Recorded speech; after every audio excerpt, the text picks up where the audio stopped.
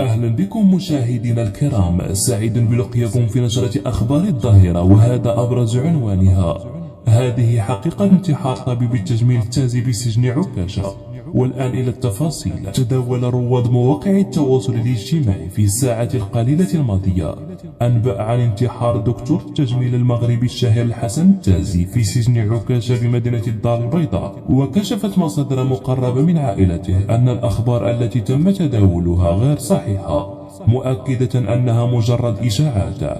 واستعطف ابن التازي من خلال فيديو منشور على مواقع التواصل الاجتماعي الملك محمد السادس، وذلك من أجل إطلاق سراح والديه وعمه عبد الرزاق، مشيرا أن عائلته بريئة. تجدر الإشارة إلى أن الطبيب حسن التازي ومن معه يتابعون بتهم ثقيلة تصل عقوبتها إلى 30 سنة سجنا نافذة، ويتضمن اتهام الدكتور التازي ارتكابه جناية الاتجار في البشر باستدراج أشخاص واستغلال حالة ضعفهم وحاجتهم وهشاشتهم لغرض الاستغلال للقيام بأعمال إجرامية من نصب واحتيال على المتبرعين بحسن نية، وذلك بواسطة عصابة إجرامية وعن طريق التعدد والاعتياد وارتكابها ضد خاسرين دون سن 18 ويعانون من المرض.